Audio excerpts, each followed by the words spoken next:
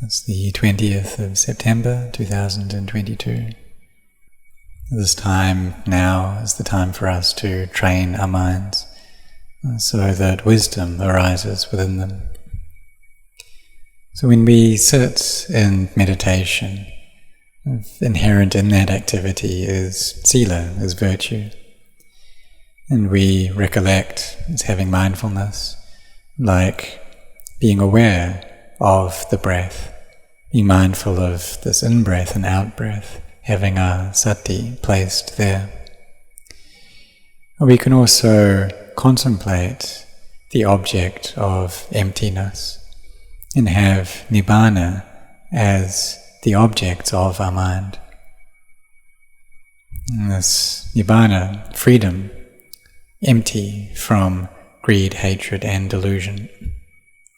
So we can recollect nibbana like this, to bring the mind to peace, so it can enter into upajjhara samadhi, this neighborhood collectedness, having a sense of lightness of both body and mind.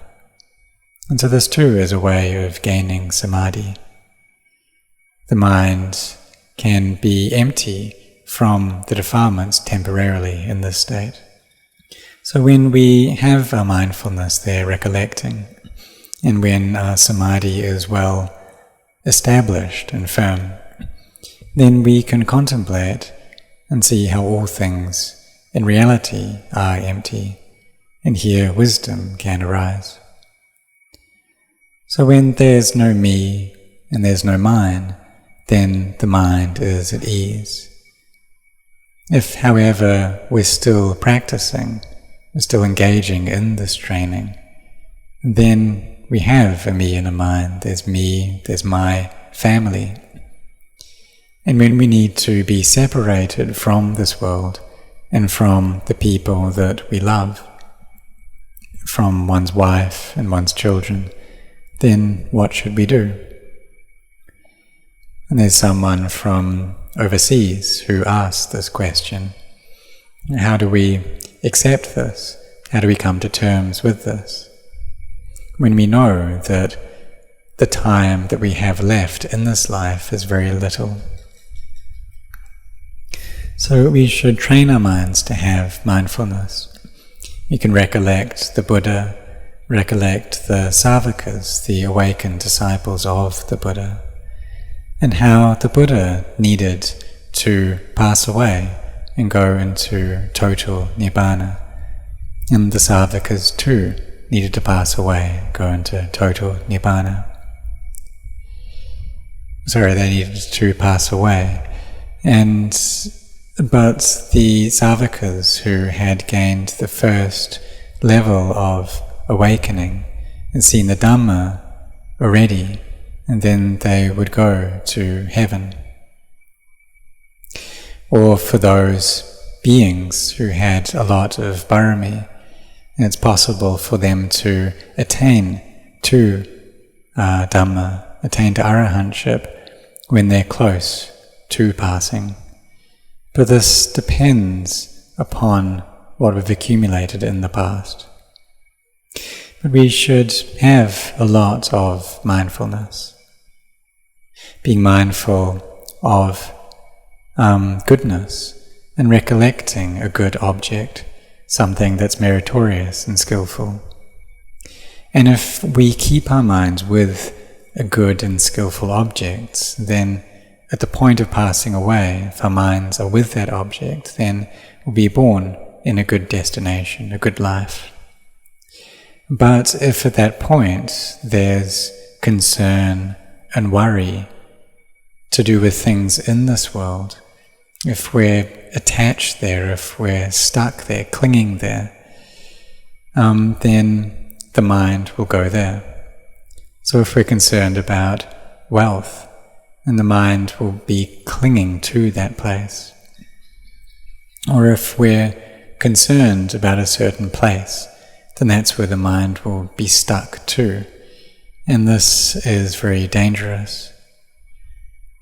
So like a monk who was attached to his robes, And then when he passed away, that's where he was born as a mite. So when we're close to death, we need to train our minds to not be concerned, to not be worried about anything. That the people are born into this world depending upon their karma. We use our time together to make merit, and then we need to be separated. And that's just how nature is. And the Lord of Death, when he comes to get all beings, or people as he does, then he pulls them away. And just like water, and just like a river that drags beings to the ocean. And so if there's a very strong flood, then this drags everything down to the sea.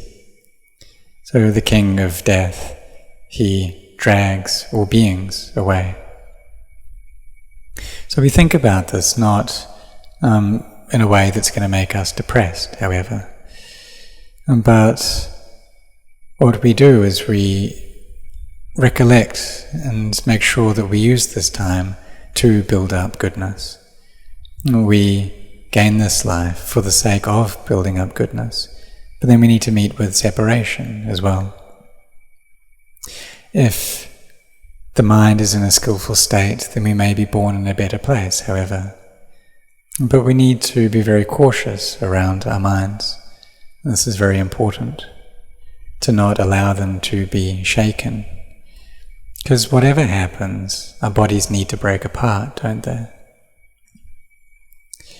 So there was a Savaka of the Buddha during the Buddha's time, a Savika, awakened Arahant disciple, and her small child, before she ordained, passed away, and her name was Kisa Gotami.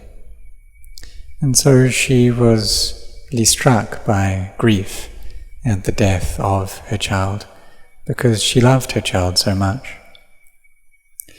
And she went to see the Buddha, and the Buddha found a skillful means to teach her, saying that she should go and get a mustard seed from each house that within the last 100 years no one had died there. So she went to try to find a house where no one had died in the last 100 years, and she couldn't find one. Wherever she went, someone had died. So she regained her mindfulness, and she eventually ordained in the Buddha Sasana as a bhikkhuni. And while she was a bhikkhuni, she saw the nature of arising, persisting, and ceasing in a candle flame. And then the Buddha taught her. He spread his aura out and taught her about anicca, dukkha, anatta, as change and stress and not self. And through that, this Kisa Gotami Bhikkhuni attained arahantship. So from the story we can learn how it's possible to take something which can seem negative and flip that over for an opportunity for wisdom to arise, an opportunity for one to attain to arahantship. So if we are afraid of separation, we need to work with our minds and get them to accept this, and also to make our minds good. Because in reality, there isn't separation. We don't become separated from one another. It's just the four elements that go their own way. That the people, their bodies that have these four elements, they break apart. And then the knowing element of this mind, it goes according to causes and conditions. And if we've made the karma, then when we get born, we may meet again. So we should set our hearts on making these minds good, on building up goodness, recollecting the Buddha, reciting Buddho a lot, in order for the mind to become bright, to try to make it joyful and uplifted, and to not be heedless, so that we gain wisdom. So practitioners, we need to prepare ourselves for this first, because life is not sure, but death is sure. Death is the culmination of our lives. Our lives must end in death. Life is not sure, death is sure. So we recollect like this recollection of death, keeping our minds on one meditation object. And we should have the conviction that this works, that this object is a method that will bring the mind to peace. It's a means, it's a path for us to see the Dhamma, and all of these meditation objects are as such. So when we have set our hearts like this, when we're firm in intent, having our mindfulness in this way, bringing up effort, then we'll have wisdom as well. We should follow up and know our minds. If they're liking something, that's not sure. If they're disliking, that's not sure. There's proliferation that comes up. Sometimes we enjoy things, sometimes there's displeasure. But we have that mindfulness there to teach ourselves. It's not sure, it's not sure. And when we see this nature of not sure, then we'll see the Dhamma. So we should have mindfulness there to teach our hearts, so they don't become deluded. If they don't listen, however, then we need to use our wisdom to explain further. But if we just tell our hearts that this is not sure, and our minds are able to accept that, then that's all right, that's enough. And during my 4th year as a monk, this is what Venerable Ajahn Chah taught. And I put this into practice, and I saw that it really does bring results.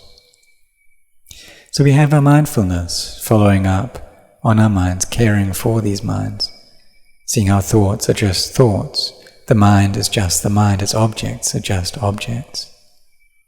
That if there's lust, hatred, delusion, we know. If there's no lust, hatred, or delusion, then we know that. Able to see all these things as being not sure. If we like something, then we can become deluded in that. If we like something, say like a delicious taste, but if we have that kind of food over and over again, then eventually we become fed up with it. And we see how that's not sure. If there are people we love, that's not sure. If there are people we hate, that's not sure.